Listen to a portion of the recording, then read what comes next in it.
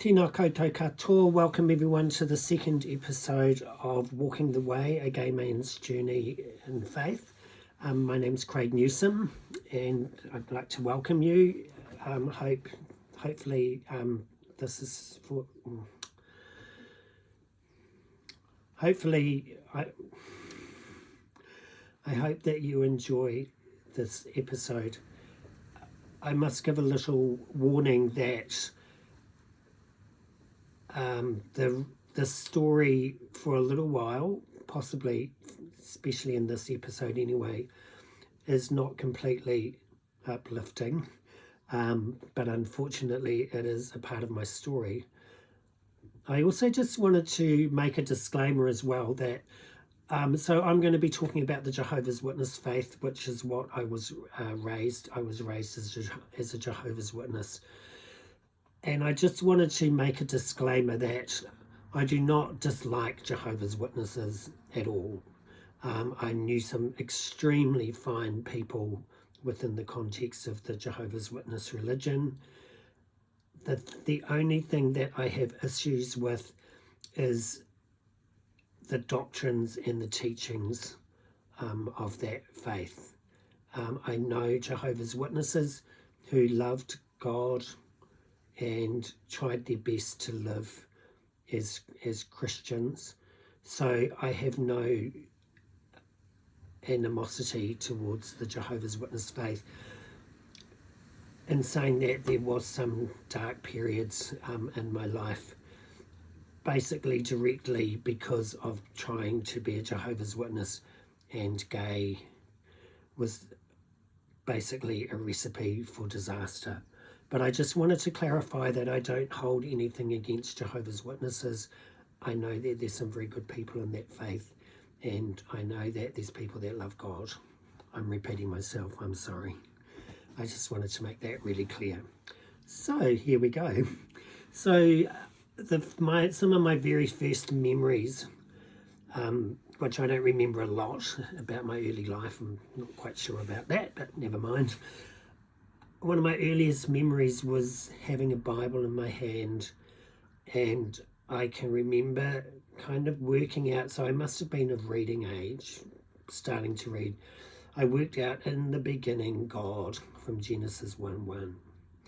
And I remember from a very, very early age being very engaged with all things God.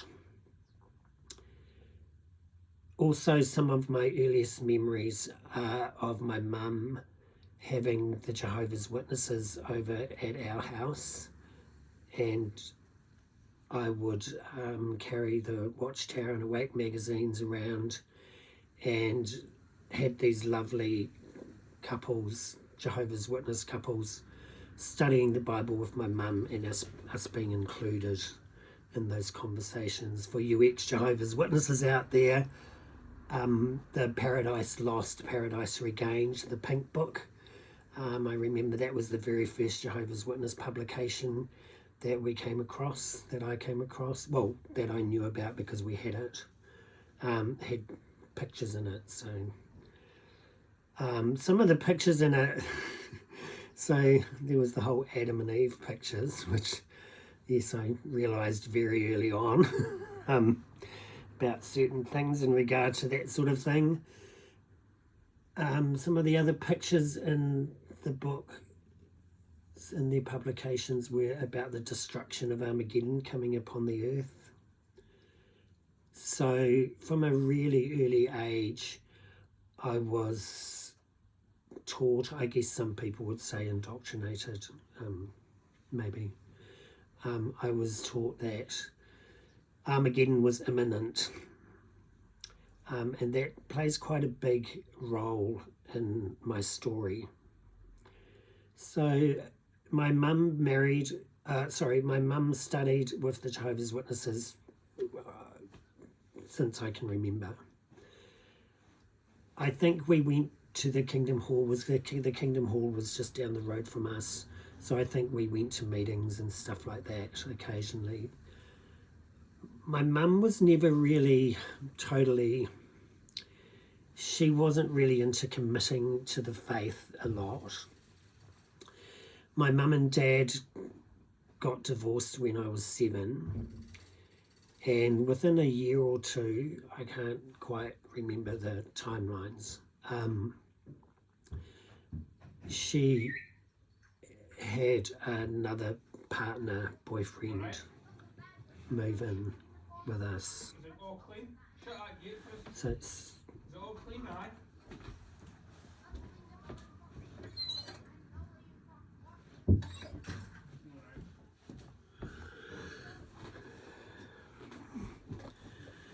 sorry, I'll have to do some editing there.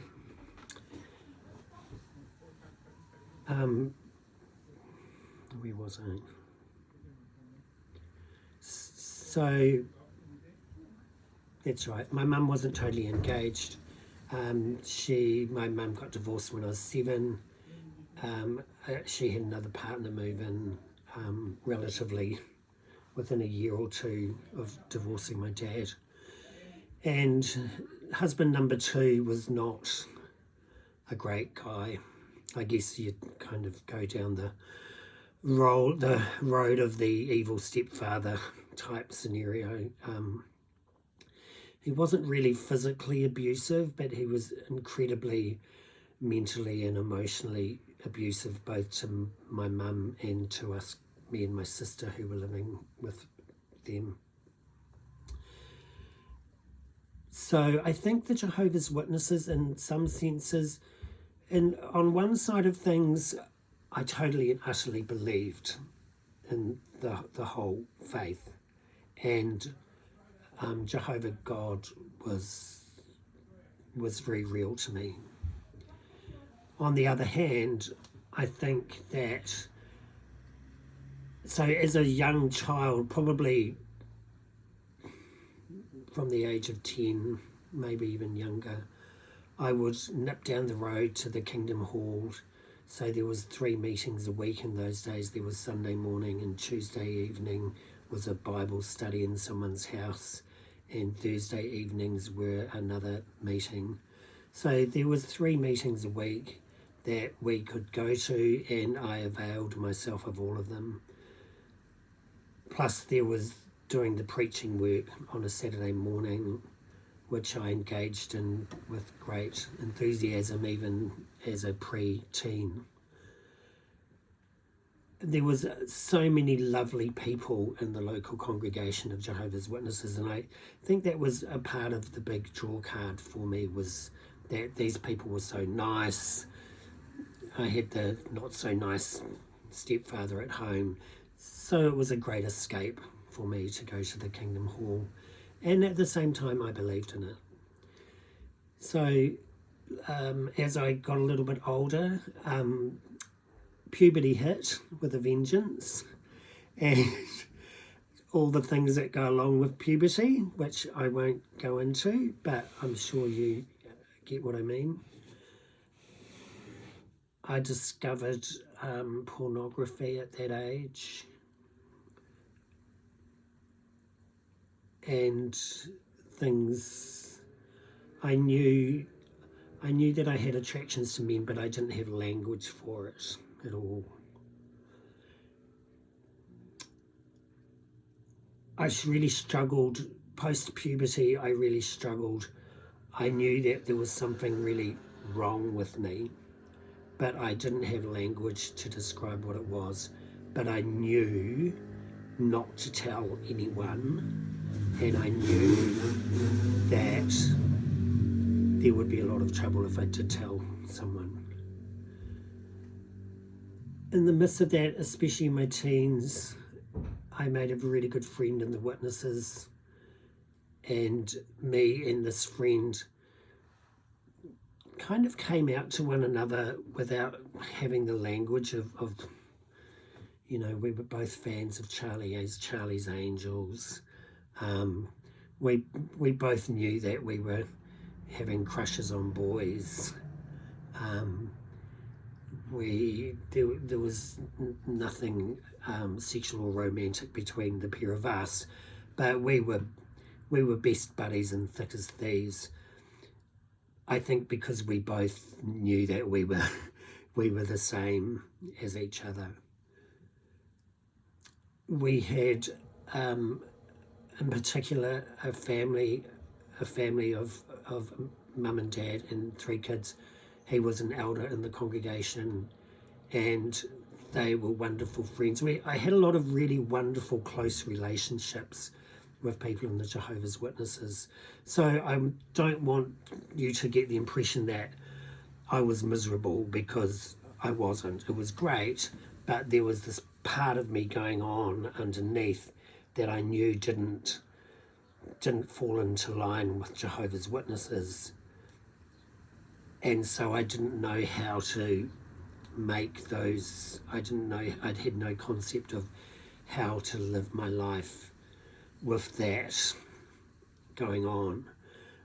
When I was 16, in my 5th form year, which, I'm sorry Americans, I don't know, it's the last year of high school for us, so probably around 15, 16,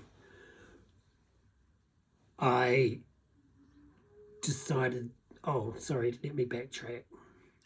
So a couple of the things about Jehovah's Witnesses and their beliefs, which I think didn't really help me a lot. I was in my year 7 maybe, we used to call it Standard 4. I clicked on to doing karate, did karate for a couple of years. Apparently was quite good at it. And the witnesses finally said to me, after a couple of years of me doing it, "Oh, Craig, you shouldn't really be doing karate because it glorifies violence." And you know, when you go to the karate dojos and you do the little, bow to the little thing in the corner, I think at the beginning of class or the end of class, they didn't like that. But it was mainly the violence thing, so I was strongly encouraged to give that up.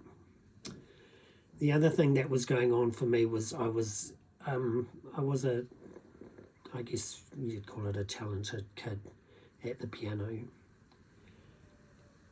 And my music teachers wanted me to go and study at university, and I guess with the goal of doing performance in piano. And the witnesses' belief at the time, and I would say it would probably still apply today, was that higher education was a no-no. And also, by being a performer, you were bringing glory to yourself and not to Jehovah. So as a consequence of that path of going to university and studying music full-time was not going to happen. At the same time, by the time this kind of all happened around 15, 16, at the same time, when I turned 16, I really wanted to get baptized into the witnesses. And I really wanted to do the full-time preaching work. So the whole philosophy with Jehovah's Witnesses back in those days was that we were on the brink of Armageddon. Ironically, the witnesses still say the same thing today. But anyway, 50 years ago, we were on the brink of Armageddon. And because of that, people really were encouraged to not worry about this system of things that we lived in, but to go and do the full-time preaching work because Armageddon was coming. I knew straight people that put off kids until the new system arrived. There was this mentality or this praise of people that gave up things in this world because Armageddon was imminent.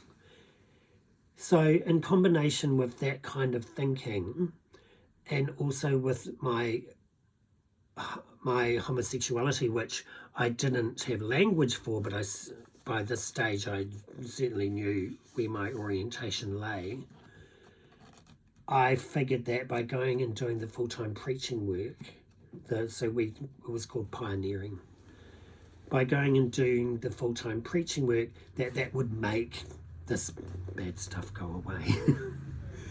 So I begged my mum and stepfather to let me get baptised.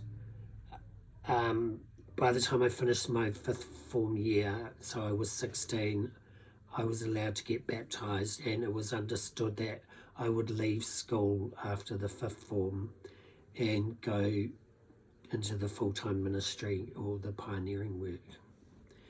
So I was rapt about that. So I finished school. The following year I worked part-time in my mum and her husband's business, and I was doing the full-time preaching work for Jehovah's Witnesses. 2 years went by. I had a great time. I had great experiences. I had wonderful friends in the Witnesses. My whole world revolved around Jehovah's Witness, and that was the thing that all of us witnesses did. Our whole world was wrapped around the religion. I didn't do Christmases or birthdays. We didn't go to family Christmas celebrations because it was a worldly celebration. Although actually, Mum did sneak us off to some Christmases, but we weren't meant to be doing that. But there was a distance between the extended family and us because we were Jehovah's Witnesses. All the people I knew in the world were Jehovah's Witnesses. I didn't know. The only worldly people I knew were people that I knocked on the doors and met through the doors. Otherwise, I didn't know any worldly people.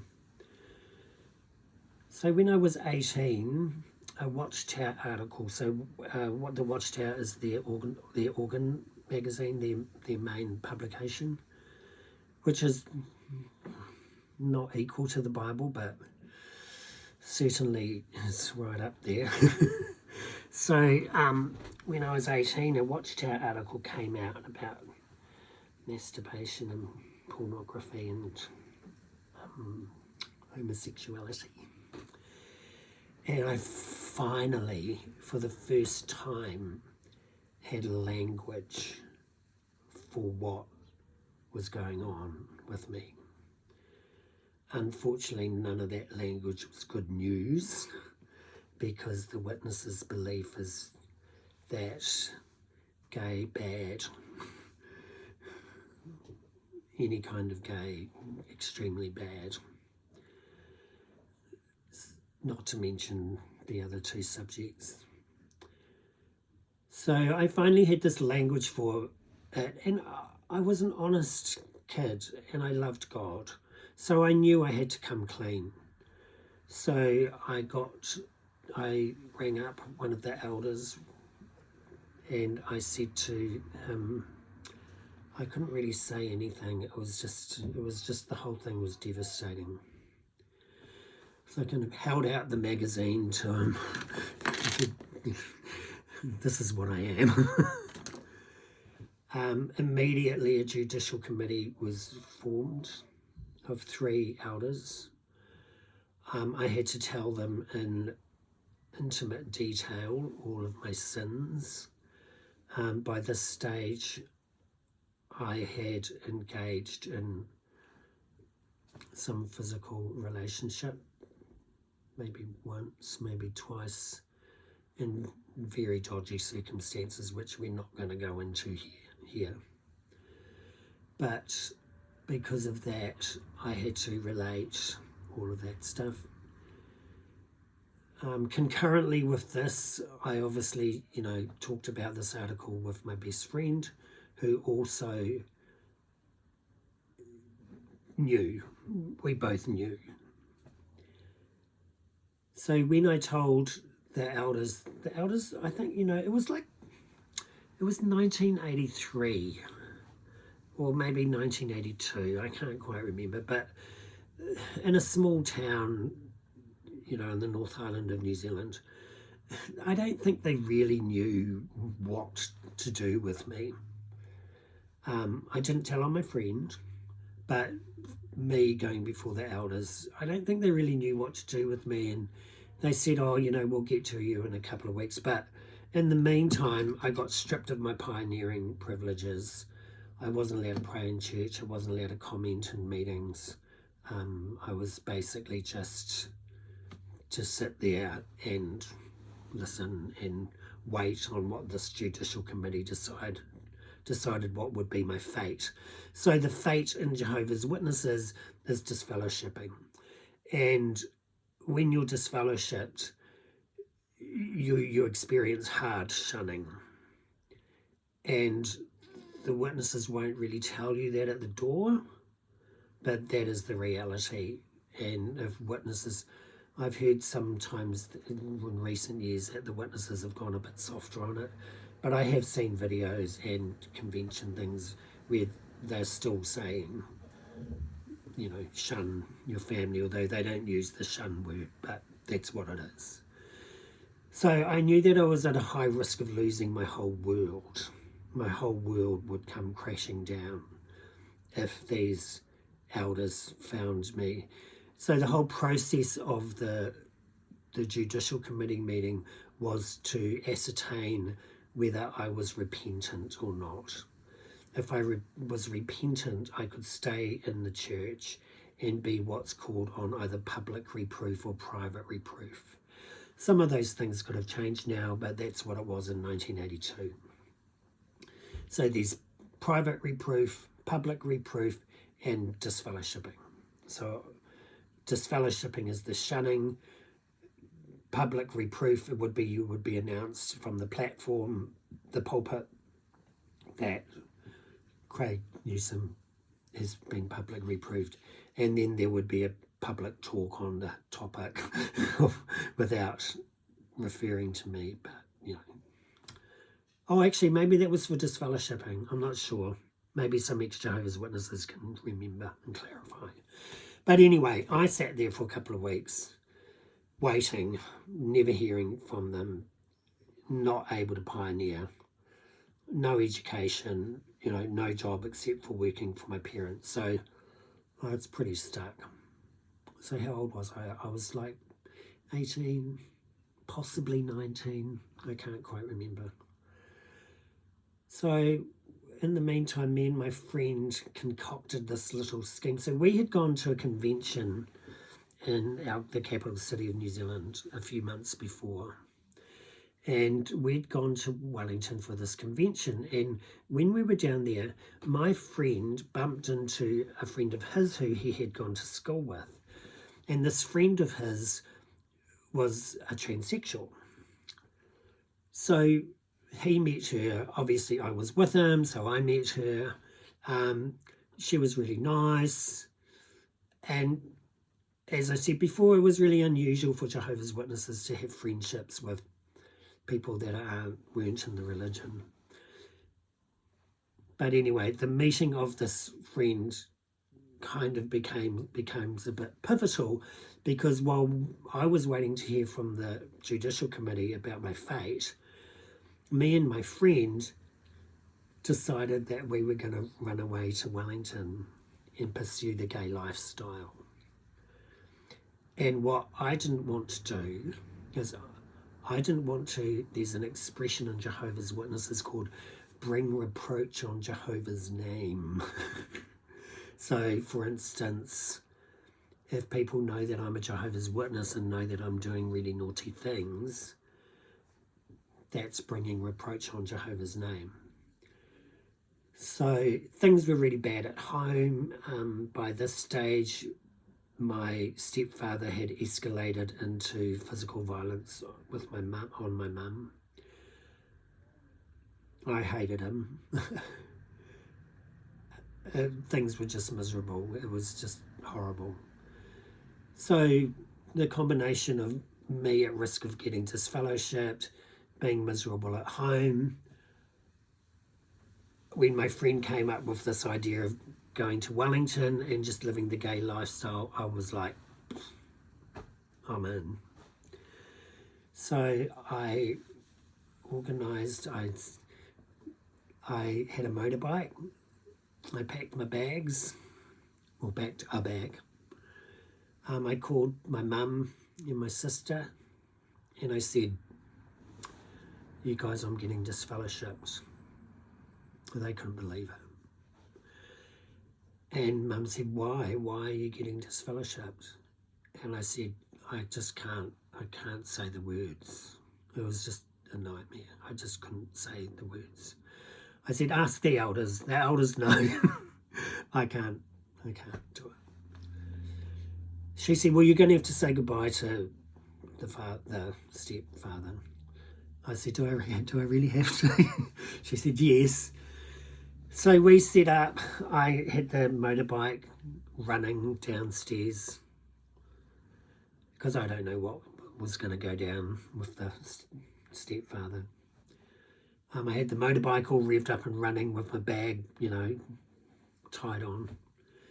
And I went up to the lounge and I said to my stepfather, I'm getting disfellowshipped and I'm leaving.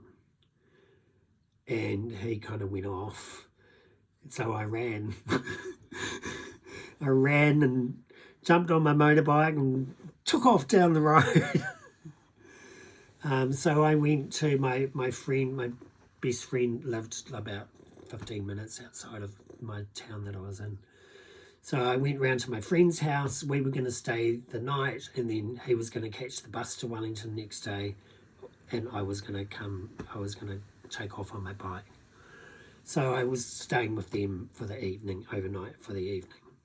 In the meantime, my mum turns up with the elders, well, with two of the elders, and she came, I think I went out to the car just with her and me, and she said, the elders have told me why you're getting disfellowshipped. And, we both cried.